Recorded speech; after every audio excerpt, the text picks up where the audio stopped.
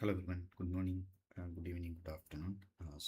Today also we are continuing Linux, the Linux fundamentals, specifically Linux folder structure. Actually, we started yesterday and today we are continuing the remaining part. So welcome to everyone today early morning live session and we will start 4:30 a.m. and we have remaining 8 minutes and we'll start. Thank you.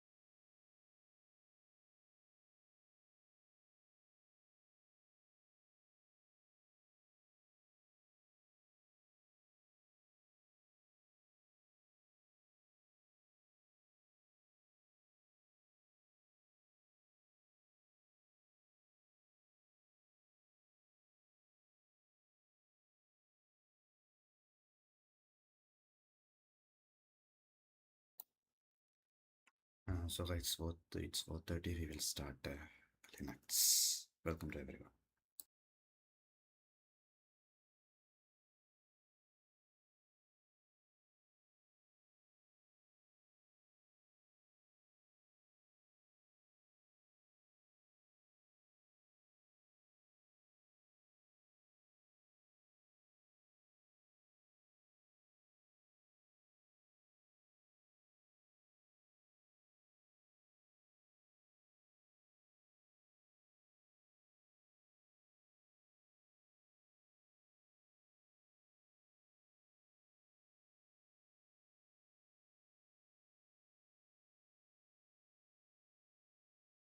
File, it its default sign-in is Ubuntu user.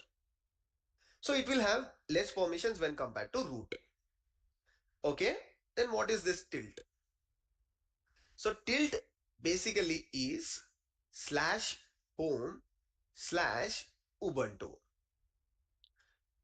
So Docker environment gave you direct access to the file system. That is, this is your default location.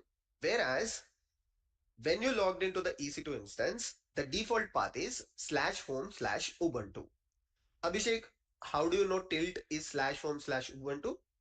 Basically, tilt is the home directory of any user that you logged in. So if you logged in as Ubuntu user, tilt means slash home slash Ubuntu. Let's say if you logged in as Abhi as a user, tilt means slash home slash Abhi.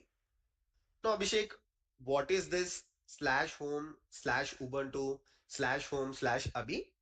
It's very simple.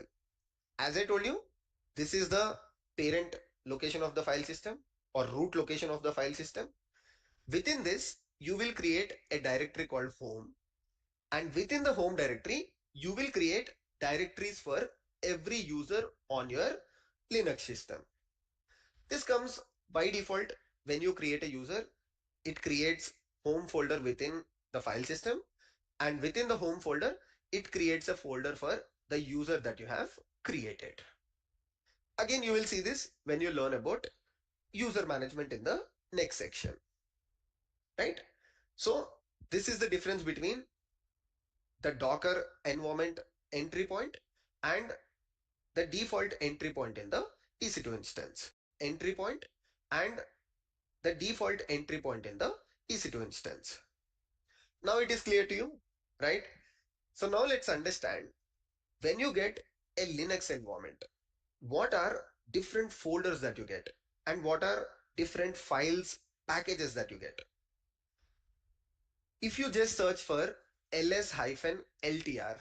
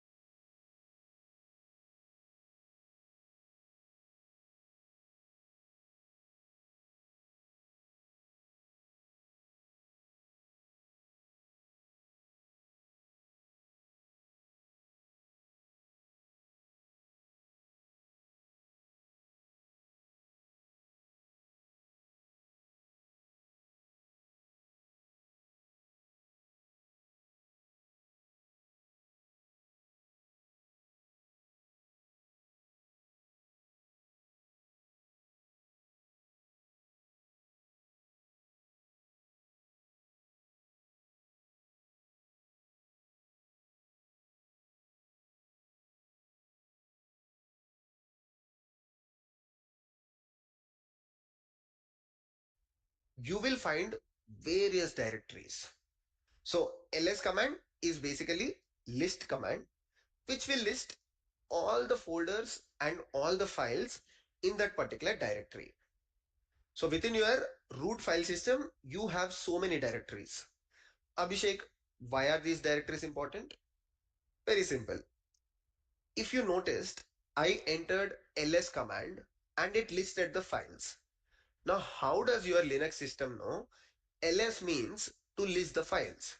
So there has to be a package, and that package is provided in one of these folders. So basically, Linux environment has this package already installed in one of these folders. That's why when I entered ls command, it listed the files. Similarly, if I do, let's say, mkdir test, it creates a new folder called test.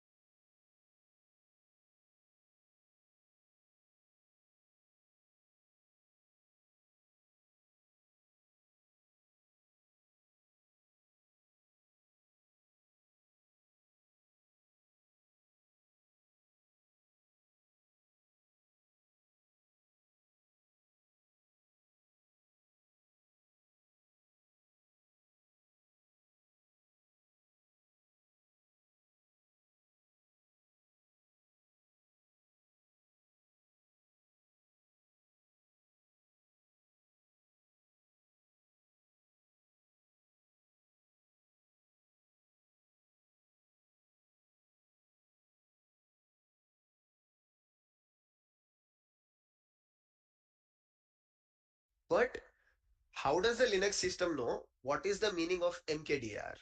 Same, there is a package in one of these folders and that let you create a new folder. Similarly, all the administrative activities, by default, any task that you need to perform, most of the things are set up in the Linux environment. We learned this in the last class as well. If you look at the structure of Linux, I told you on top of the Linux kernel, there are some system utilities and there are some system libraries along with the CLI. CLI is something that we are already interacting. Apart from CLI, you have system libraries and system utilities. All of these system libraries and system utilities are basically present in these folders. So let's try to understand the meaning of each folder. If you're on EC2 instance, what you need to do, you can just run this command sudo su hyphen. When you run this command, you will switch to the root user. Then you can just run cd slash, just to take you to the root location of the file system. And then you will find the same files, right? So you find exact same files that you see here. Okay, but Abhishek, what are these commands doing? Sudo su hyphen, what is exactly cd slash doing? You might know what is cd slash doing, but you are not aware of sudo su hyphen. We will cover that in the future classes. Don't worry about it at this point of time. Cool. Now we can learn just using the Docker environment instead of switching between the different environments, that is EC2 and Docker. Let's start with the first folder. Okay, we have something called sbin. What is sbin? You can just go to ls sbin and you will see that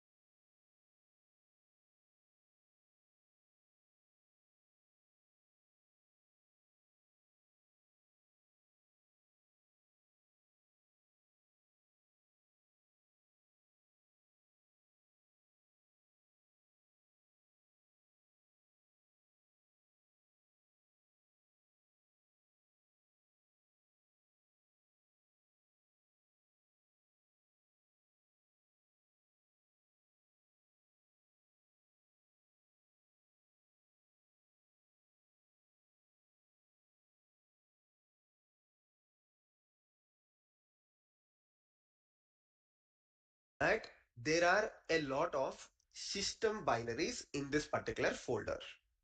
So SBIN means system binaries. So what are these system binaries? Basically the commands or the binary files that you can use to manage your system. Let me give you one simple example. There is something here called user add.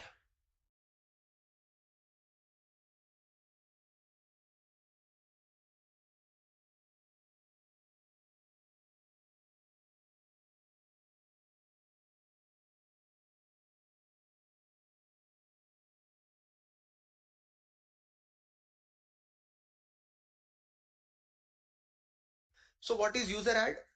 This particular command or this particular binary helps you to create the users.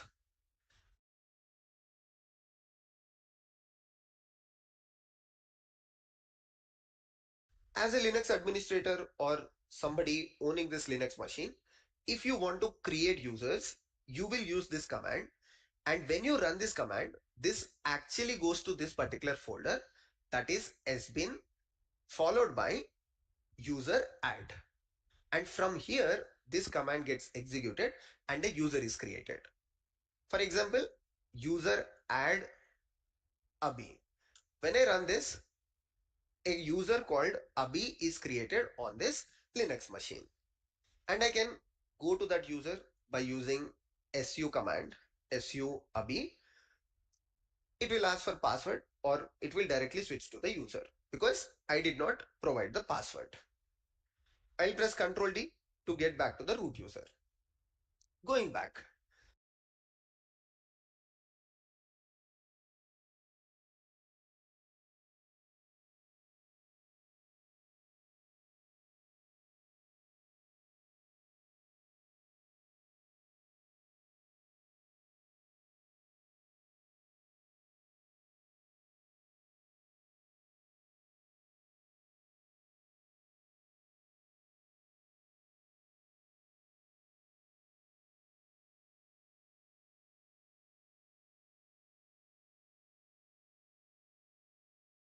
I'll press directly switch to su Abhi. It will ask for password or it will directly switch to the user.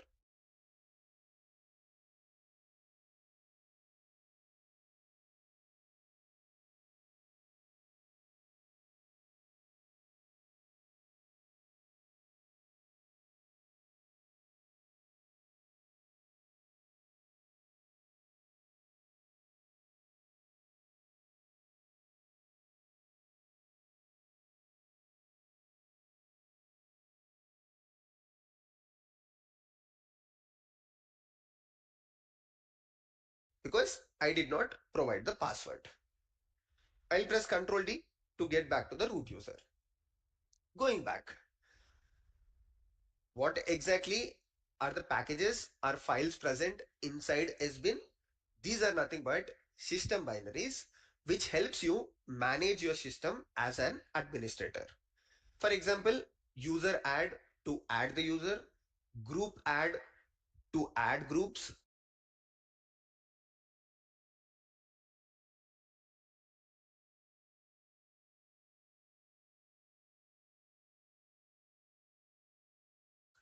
user del to delete the group,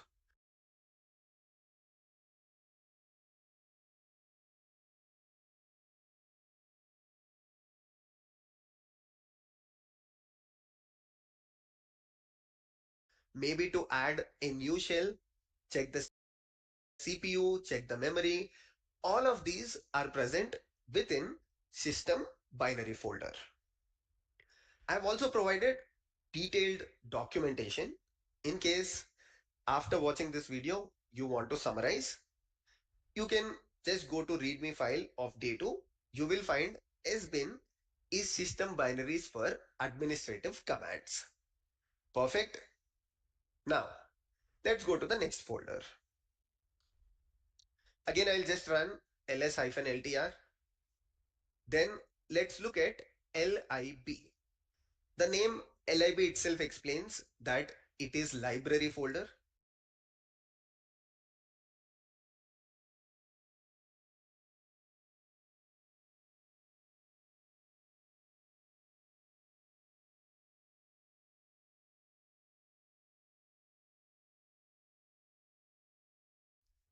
Sbin is system binaries.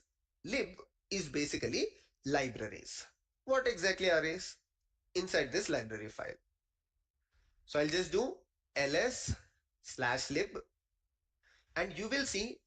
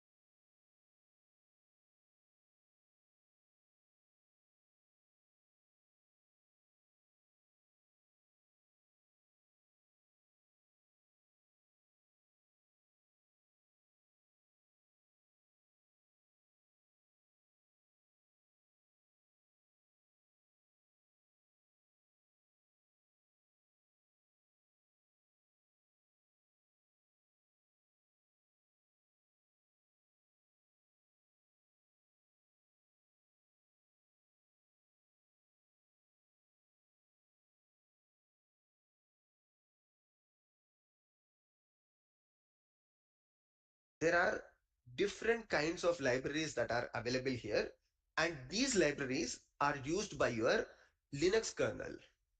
So as a user, you don't use these libraries. These are used by Linux kernel for making system calls with the hardware, or basically to execute its action. Then you have a folder called boot. So boot is basically for booting your Linux machine.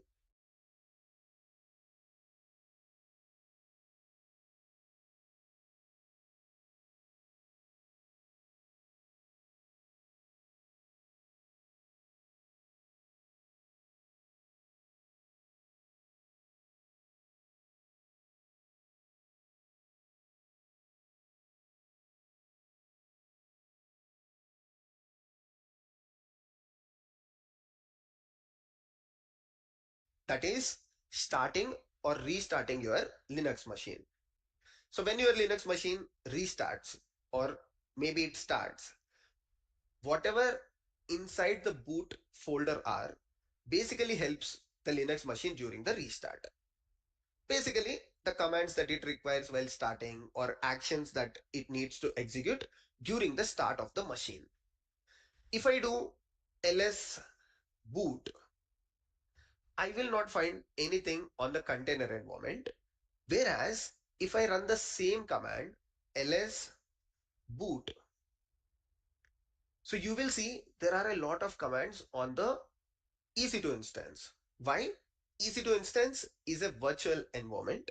That is, this actually restarts your Linux environment, whereas this is basically simulation.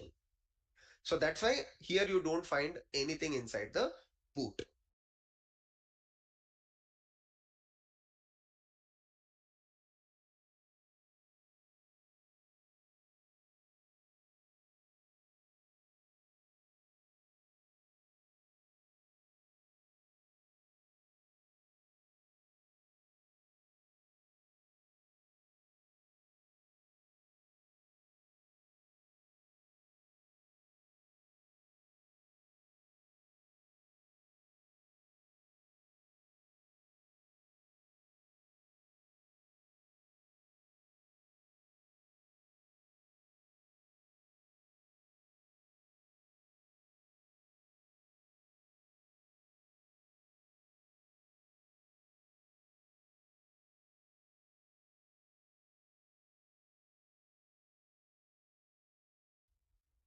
If you just restart the container environment, it does not do any action. Whereas if you start EC2 instance, or if you just stop the instance and restart it, there are certain actions that it performs, and that is basically using the files which is inside the boot. Cool. Then you have bin. So there is slight difference between sbin and bin. So what is difference between sbin and bin? Sbin stands for system binaries, whereas bin stands for user binaries.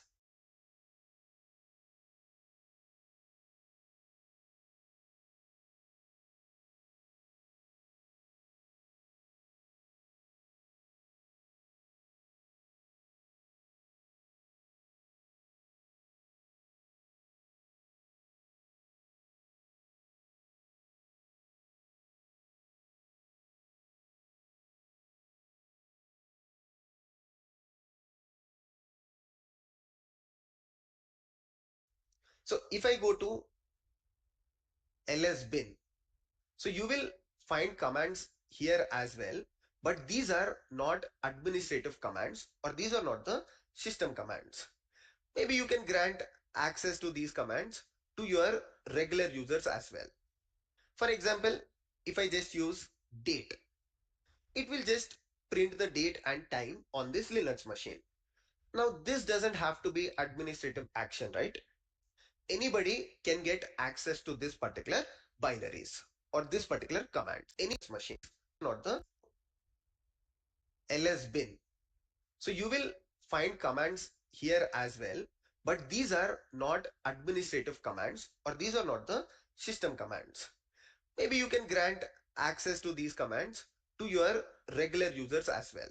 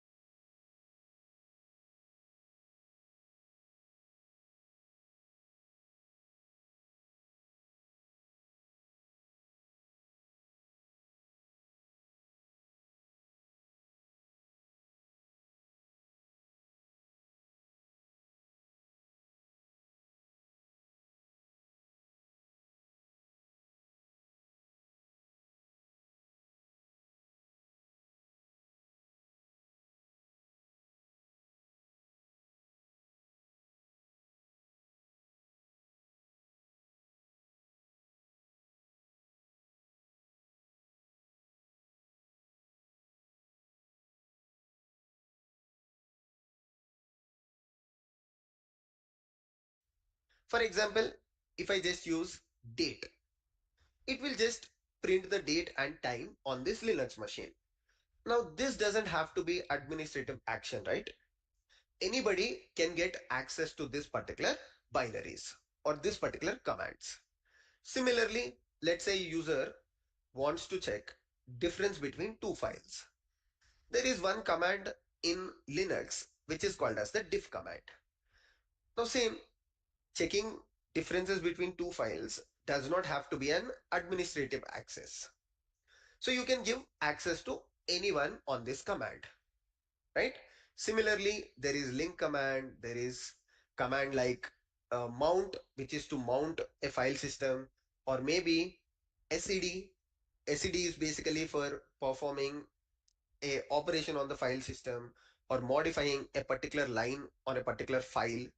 So all of the commands that you have, or all the binaries that you have inside bin, are non-administrative. So if you are a Linux admin, what you can simply do, you can all the binaries that you have inside bin are non-administrative.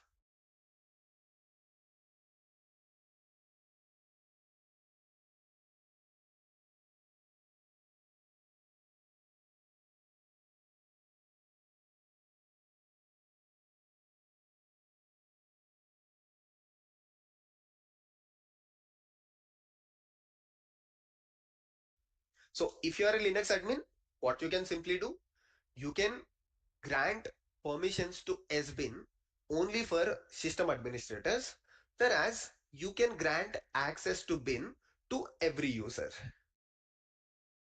right? So that's why Linux segregated the commands in two different folders. If it did not segregate commands in two different folders, everyone might have action to every command on the Linux machine. I'll just repeat this. So within the Linux system that you create, basically there are a lot of binaries. What are binaries? Binaries are nothing but, files, executable files. In simple sense, you can consider it as commands. So out of the box, there are hundreds of commands, but some of the commands are administrative commands, whereas some of the commands are non-administrative commands. So if a user executes these commands, there is not severe action. Whereas if you grant access to these commands to regular users, they might create dummy users, they might create passwords to the users, and they might probably hack the system or corrupt the system. So that's why Linux segregated them to sbin directory and this to bin directory, right? So sbin directory, you can grant access to admins, and bin directory, you can grant access to everyone. In fact, all of these binaries are within a parent folder, which is /usr. So if you look for /usr sbin, you will find these commands. All directory, you can grant access to everyone.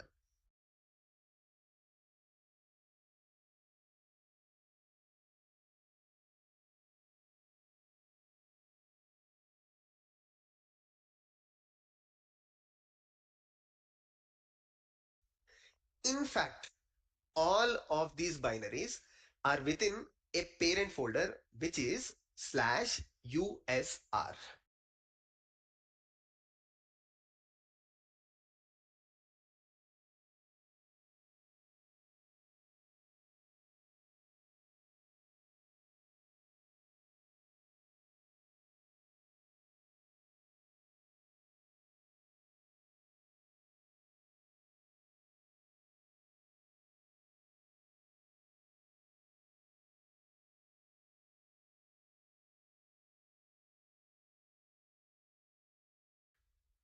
So if you look for /usr sbin, you will find these commands. And if you look for /usr followed by bin, you will get these commands.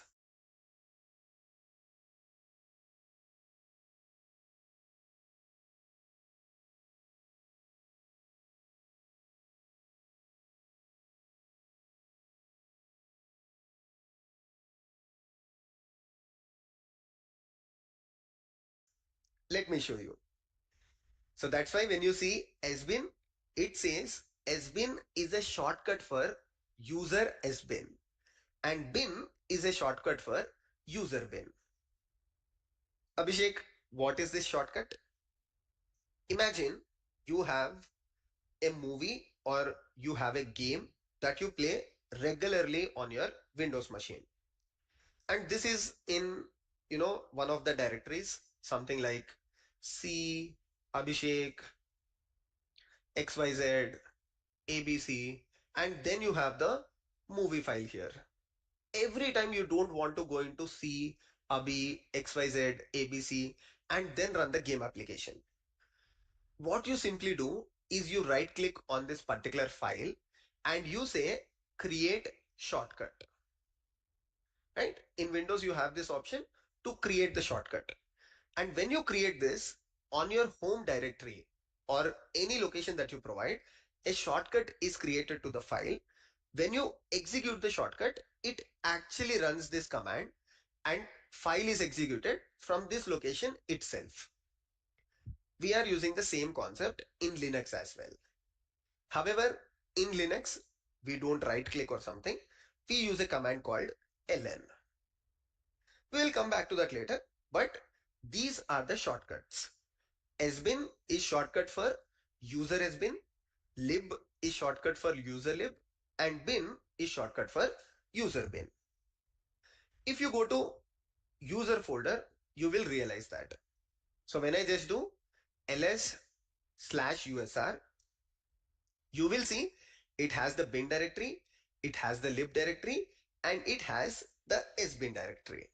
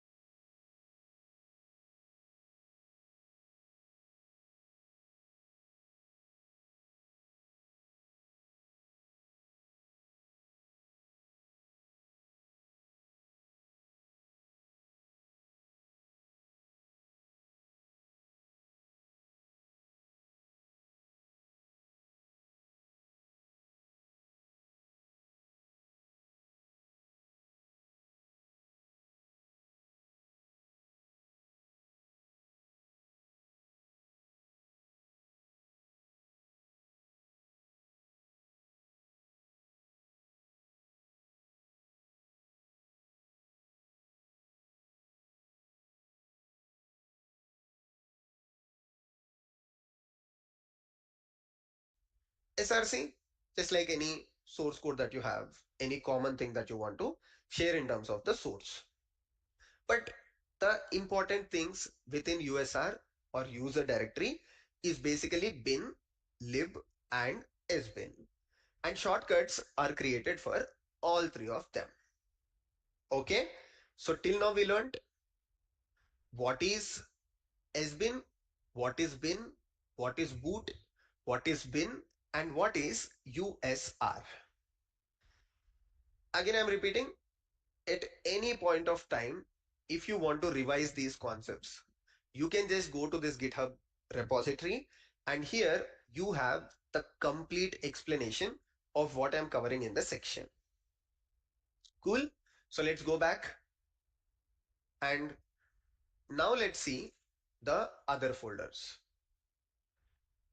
What is SRV?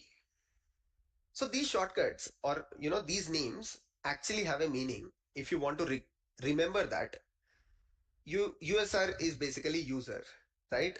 Similarly, SRV is basically server. Okay, so you have a folder called SRV where you can store configuration files or any important information related to your web servers. By default, when you create some web servers, it will actually store some files in the SRV. By default, it doesn't have anything. If I just do ls srv, there are no files here because I don't have any web server installed on this Linux environment.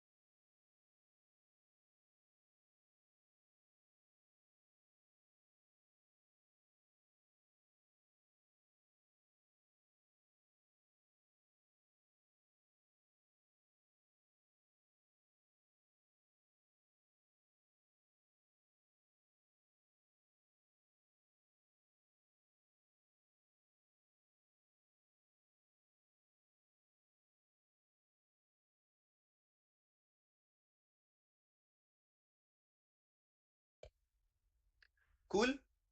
Then let's see what is OPT.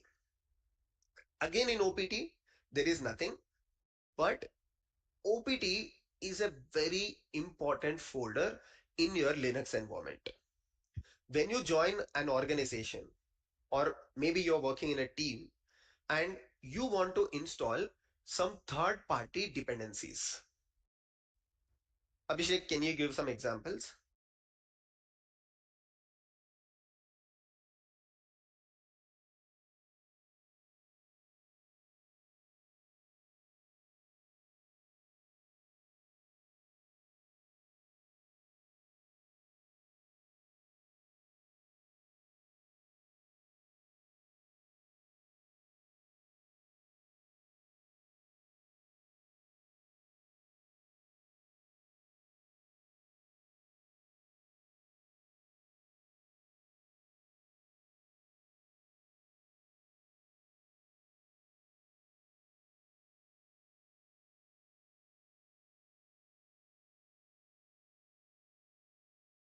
Let's say you want to install a particular version of Java, or maybe you want to install a third party tool called Abhishek.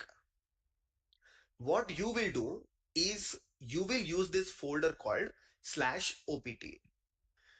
So if I have to install a custom version of Java, so I will go to opt, okay, and then as an administrator I can do it, or if you are a non-admin user, you need to switch to root, or you need to take root permissions, or you at least need to have access to, or you install a custom version of Java.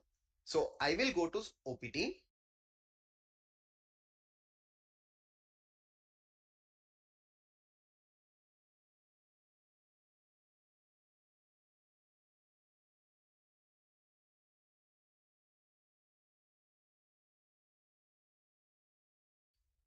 okay, and then as an administrator I can do it, or if you are a non-admin user, you need to switch to root, or you need to take root permissions, or you at least need to have access to /opt folder. You will learn that in user management. Okay, anyways, so you will go to opt folder and you will create a directory here, mkdir. Let's say you want to install a tool called custom tool. So you will say custom tool, you will switch to that custom tool, and all the files related to that custom tool, the executable things, any shell scripts related to it, or documents related to it, you will place them inside the /opt/custom tool. So this is a common location for all your third party dependencies. Abhishek, why can't I do it within my user? For example, I have a user called Ubuntu. So why can't I just go to ls/home/Ubuntu, or cd tilt, as I explained you, both are same. So why can't I just go to cd tilt and, you know, uh, copy the files related to that custom tool, or create a shell script related to that custom tool? If you do that, who will have access to that custom tool? Only people who has access to /home/Ubuntu, or /home/Abhishek. In general, this particular directory is very specific to your user. You might not want to grant access to your user home directory to everyone in the organization. Maybe you are saving some personal files here, or maybe you have some personal scripts here. That's why for third party dependencies, you need a common location, and that common location is /opt. This is where people knowing Linux and people just using Linux differ. Sometimes people install third party dependencies in random locations. Some people just install in /tmp. Some people just create a random directory called xyz, and within that they start installing third party dependencies.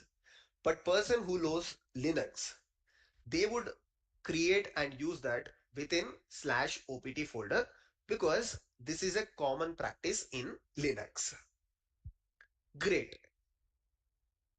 Okay, going back, cd slash. So why I'm using cd slash?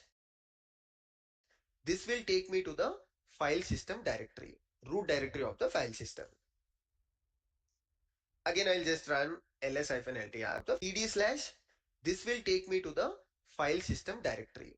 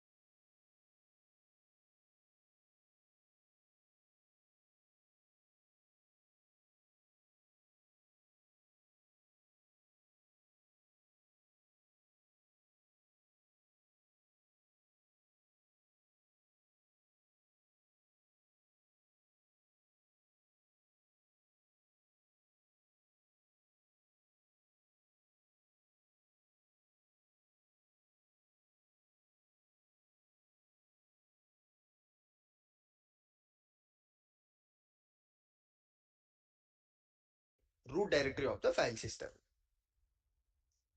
Again, I'll just run ls-ltr. Then you have a folder called mnt. So mnt means mount.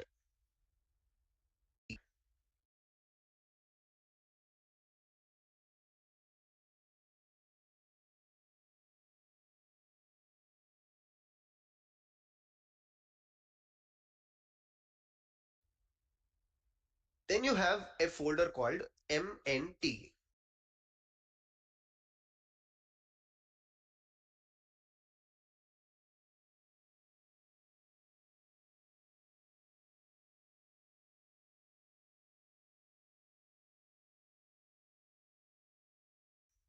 So mnt means mount. Why is this important? You know, system administrators in Linux, they usually have a task which is adding more space to the file system. So this Linux environment is created after some time. Let's say initially it is created with 20 GB storage. After some time, 20 it is a task called mnt. So mnt means mount. Why is this important? You know, system administrators in Linux, they usually have a task which is adding more space to the file system. So this Linux environment is created after some time. Let's say initially it is created with 20 GB storage. After some time, 20 GB is completely utilized. and you want to add 30 GB more. So Linux administrator can do it.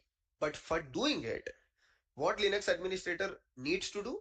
First, they need to procure a 30 GB disk somewhere, right? A temporary or a permanent disk. And then they have to mount it or procure it. What Linux administrator needs to do? First, they need to procure a 30 GB disk somewhere, right? A temporary or a permanent disk. And then they have to mount it or first add it to this temporary location mount, right, slash mnt. So they will first mount it at slash mnt and then they will add this disk to the file system. For doing this, there are commands. We will learn that in episode 9, I believe. We have a session for disk management, that is episode 10. For now, just remember slash mnt is a folder that is used by the Linux administrators to mount new volumes. Volume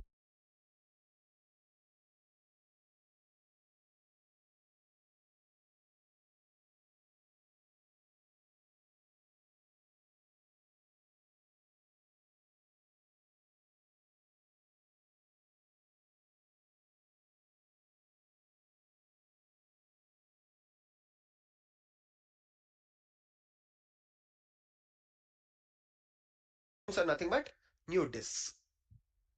Okay. So every folder has a meaning. That is what you need to understand. Like sbin is for system binaries, bin is for regular binaries, mnt is for mounting a volume. So you need to know what each folder is doing and use the specific folders for working on the specific tasks. Then you have media. You can skip it. This is just for adding, let's say, any audio files or MP4 files.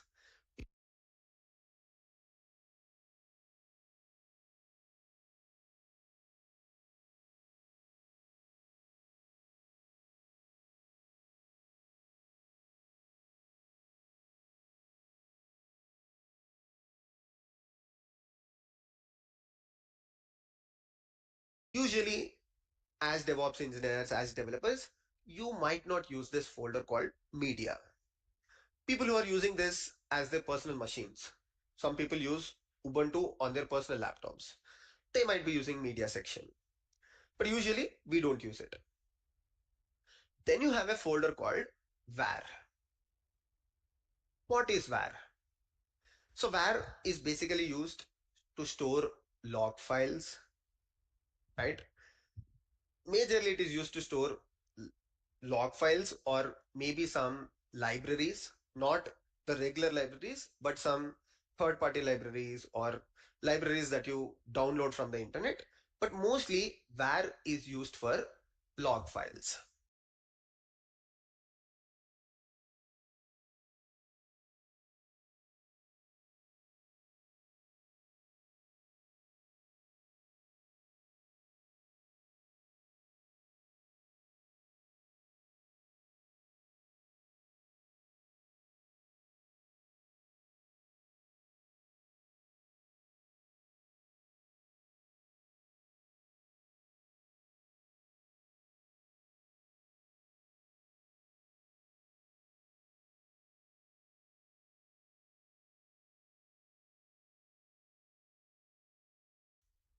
Sometimes when you install a server or when you install a third party application, it might add the scripts to var lib followed by any folders that they want. Var is used for log files. Sometimes when you install a server or when you install a third party application, it might add the scripts to var lib followed by any folders that they want. Abhishek, which kind of log files? Let's say you install a web server. Now this web server, like Apache or HTTP, the logs of this server, it might log to /var/log. This which kind of log files? Let's say you install a web server. Now this web server, like Apache or HTTP, the logs of this server, it might log to /var/log. /log. You can find them by default within the var folder as well. So if I do /var,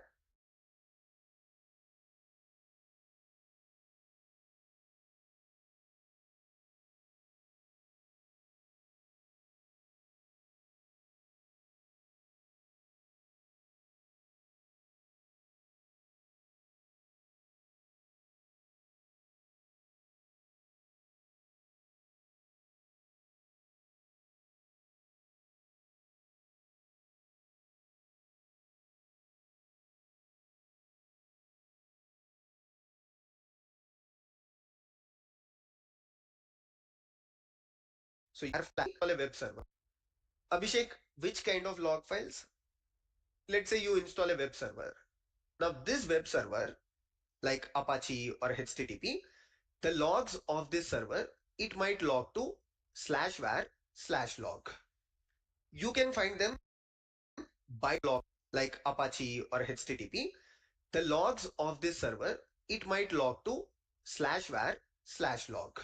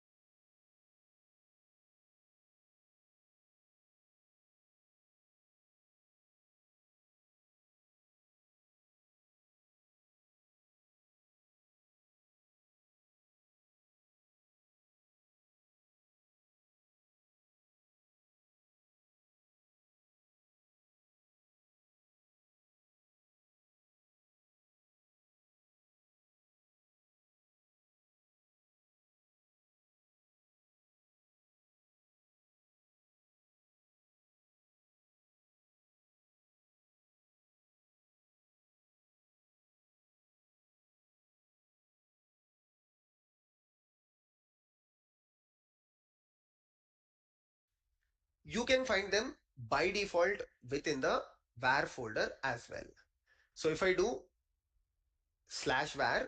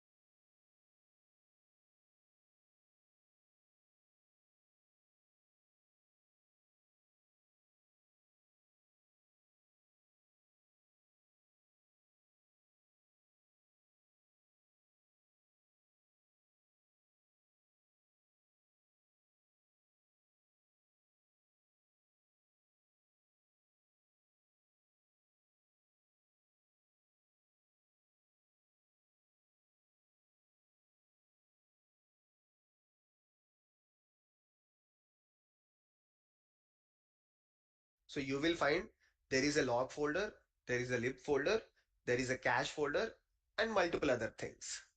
If I go to /var/log, within this, you might find some temporary logs, or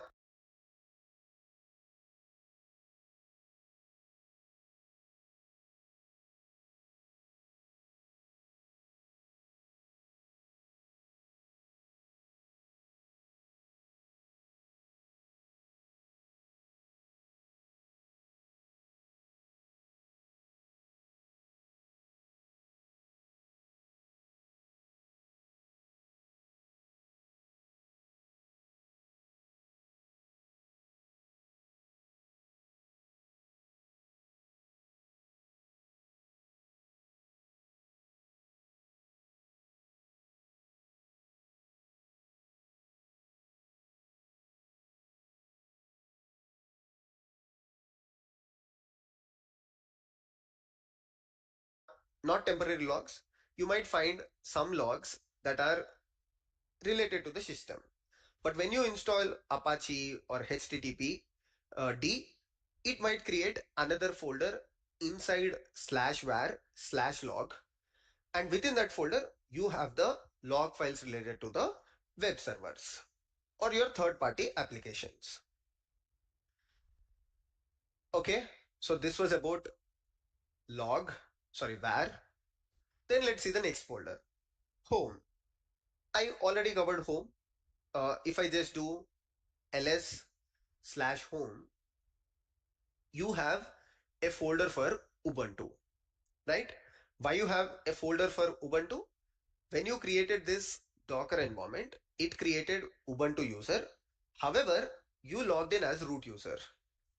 If I create another user, for example, if I do add user Abhi, okay, it says add user command does not exist. I can quickly do that. Apt install add user. Okay, now if I do add user Abhi,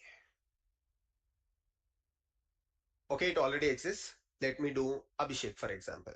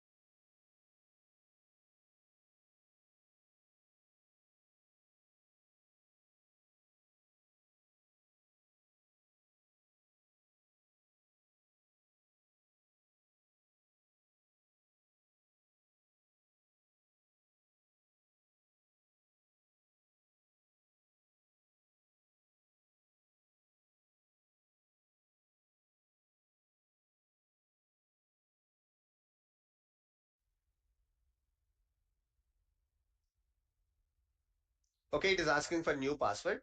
So I'll just give a random password. Just enter random details for now. Okay, now it says Abhishek1 is a user that is created.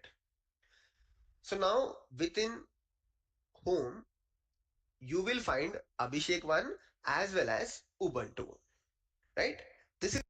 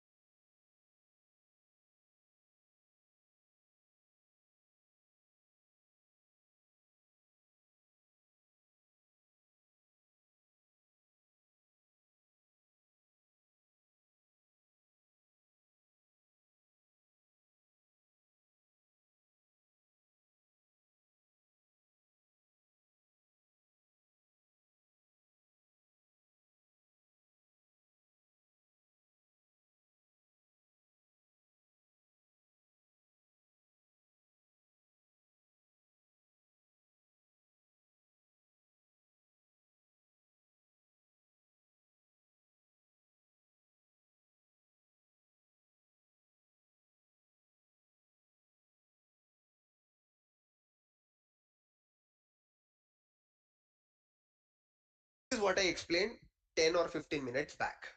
Whenever you create a user using add user command, right? So you will see within the home,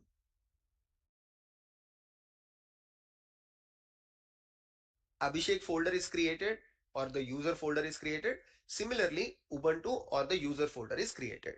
Now within these folders, you can create files that are specific to you. But for that, I need to log in as Abhishek user or I need to log in as Ubuntu user. If I am saving some files at slash, that means everybody can access that files and you are basically making that files public. If I'm storing that within my user, they are private to me. Cool. So this is about home. Home itself explains, right? This is a home.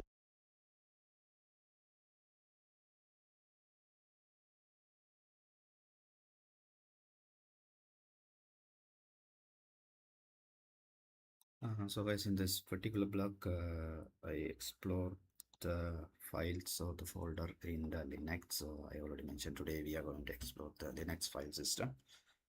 So you can see today so far I understand SBIN as a system binaries. It's commonly accessed by the administrators of the Linux, and the next one bin is also binaries, but it's commonly for the user, so anyone can access the particular commands through the system. And it is a main difference with the SBIN or system binaries and the bin of binaries. And a service nothing is server, so it's commonly you can manage the service with this folder. And media is nothing like audio file or NB4, like any video file we can store the media for any entertainment purpose. And USR is thing is the user, so it's representing the user. And what other thing explored? Yes, OPT. So OPT is mainly specifically used for installing third-party libraries like Java or any kind of application, because we are not randomly installed or store some other folder, but in Linux we specifically use for store third-party libraries is OPT. So that's the main usage. And another one I explored the where. So variable. So variable is nothing. The where folder, it's commonly so the log files. For example, if you run the server like Apache, so we can monitor the what things happen, like the visitors, those who are entering, or if you have any errors occurred in the platform. It's all does stored as a log files within this AR folder or variable folder. And the remaining I will continue after this small break. Thank you. If you have any question, please put in the chat.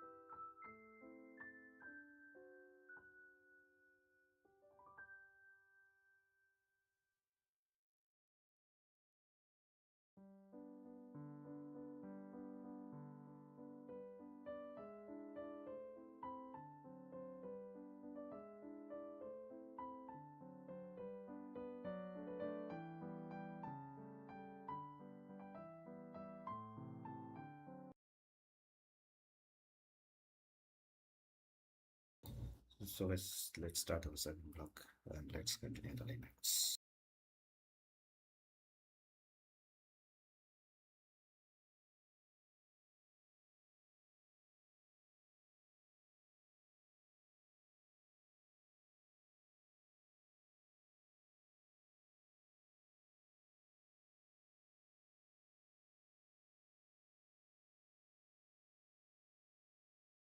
home directory. Then let's see the state environment. It created Ubuntu user. However, you logged in as root user. If I create another user, for example, if I do add user Abhi.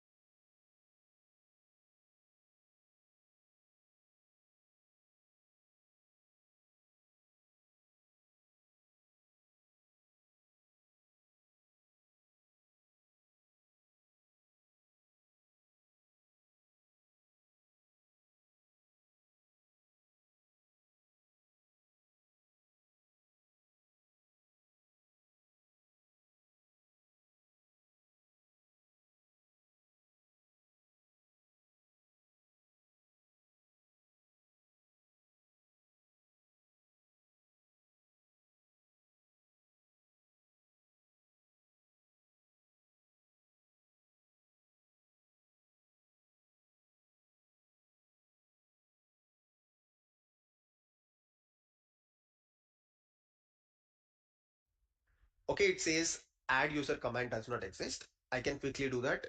Apt install add user.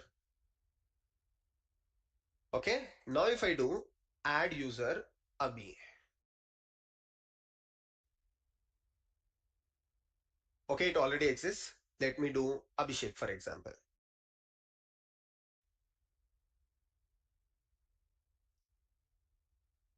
Okay, it is asking for new password. So I'll just give a random password. Just enter random details for now.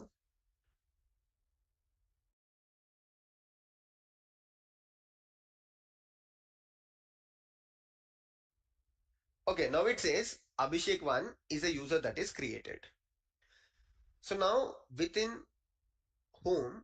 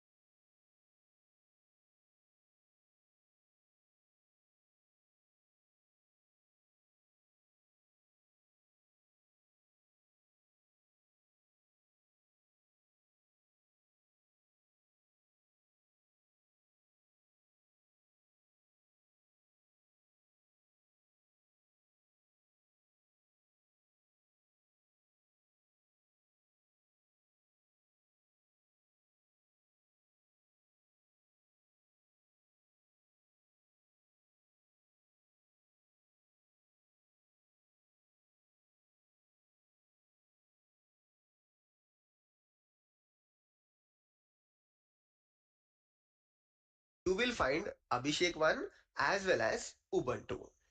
Right?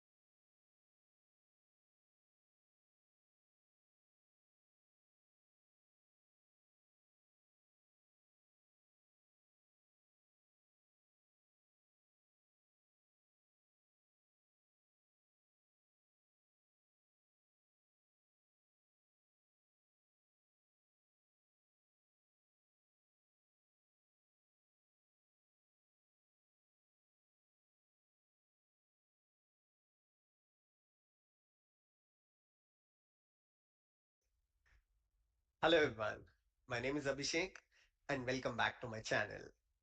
Today is episode 3 of Linux Zero to Hero series, and in this episode we will cover 3 sections: user management, file management, and VI shortcuts. So typically we will learn section 3, 4 and 5 of our Linux course. Without wasting any time, let's start with user management. So what is user management in Linux and why is it needed? Before we learn this, let's go a step back and discuss about our personal laptops. Many of you might be using Mac OS or Windows laptops. When you buy them, for the first time, you set up an admin user and password for the admin user. It's very unlikely that you go back and create more users on your personal laptop, although your laptop supports it. But most of the times you don't create any additional users because it's your personal machine and you are the one accountable for any action on the machine. Let's say a file is created, a file is deleted, or a software is installed. You know that you have done it. So you don't bother creating a file accountable for any action on the machine. Let's say a file is created, a file is deleted, or a software is installed. You know that you have done it. So you don't bother creating another user called non-admin. And when you want to perform software installations, use the admin user. When you want to just browse, surf through the internet, use the non-admin users. I don't think many people would do that because the accountability on your personal laptop is pretty clear. Whereas when you talk about a Linux server, in the previous lecture, I explained that 90% of production workloads run on a Linux server. So it's most likely when you join a company are granted with root user and password of the root user. And unfortunately, a developer deletes file from the Linux server. Imagine this developer deleted sbin folder from the Linux server, which is system binary folder. And it has all the important binaries. So your Linux server is almost corrupt. If you know who has done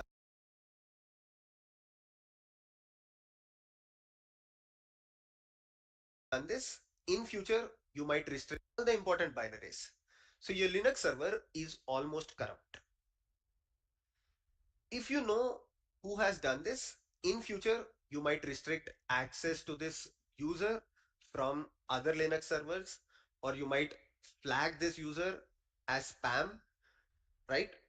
You can take actions on the user. However, all of them are granted with the root user. So there is no way you know who has done it. So this is called as lack of accountability.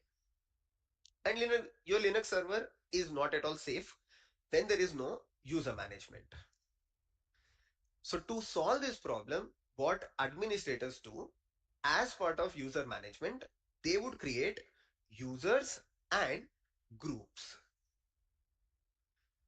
So for every developer in the organization, every QE engineer in the organization, every DevOps in the organization, anyone who needs access to the server, whether it is 100, 1000 or any number, individual users are created to those engineers.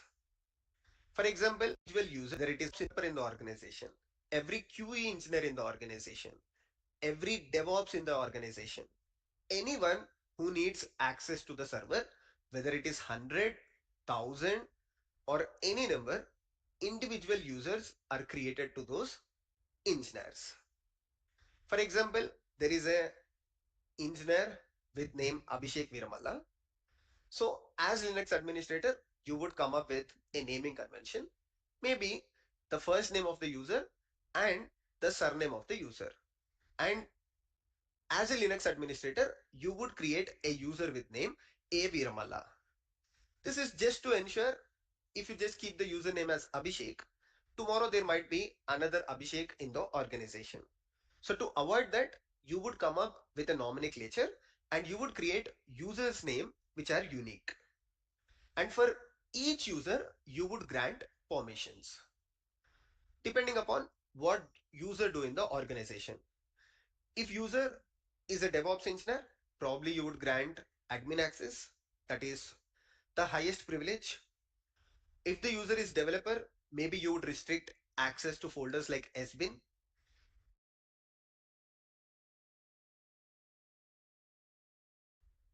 If the user is a manager, probably you would just grant read access to all the files on the server.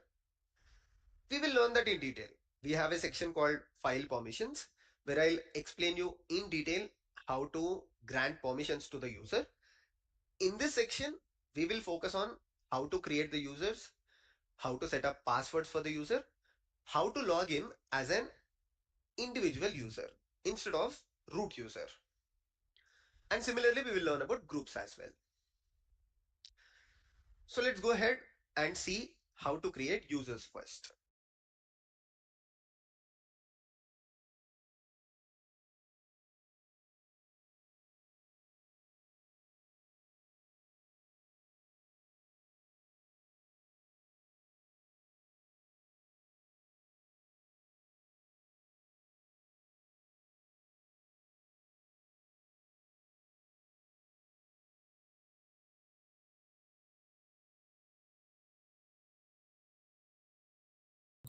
So guys, in this particular block, I completed specifically the folder structure of Linux. You're able to see the first 2 hours, so like from 4:30 to 7. The various folder or commands we explored in the Linux file system, and it's from like the temporary or the import and the different perspective, and we try to understand. Like for example, if we took like the system dictionary direction, you can see the boot user variable. So each of every part of the folder have a different purpose. For example, if we took the variable folder or variable command, it's commonly used for creating or like storing our the log files. So for example, if we have an Apache server, so you can monitor, you can see the looks like the user, the visitor. So if anything, any error occurred in that particular platform, so this kind of works. And the etc is nothing like it's a configuration. So configuration, for example, for the mobile, if your device like mobile or laptop, there's a setting specific option for setting for we can configure our system or our laptop, like changing the theme or like date format, so whatever, like the display or whatever we want, we can modify or we can configure the way like Linux also have kind of etc, like it's a configuration, or we can modify the entire system the way we want. And in the user side, if you have a look, and there's like directly home directory also commonly. For example, if you add users, there are two different commands to create a user, like add user and user add. When we create a user with add user command, it's automatically attached with the home directory, and same time we can use user add.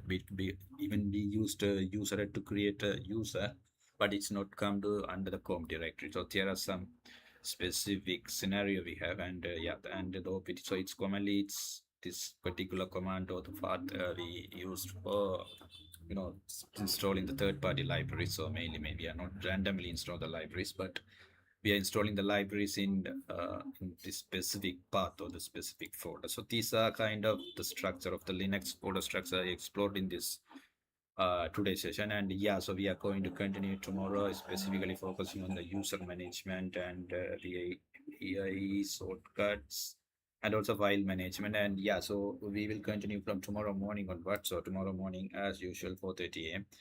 So thank you so much for all the people today joined this early morning amazing session. Again, I appreciate everyone and encourage everyone to study at least 1 or 2 hours every day. So it's give you some extra boost for your career or your ambitions. Thank you.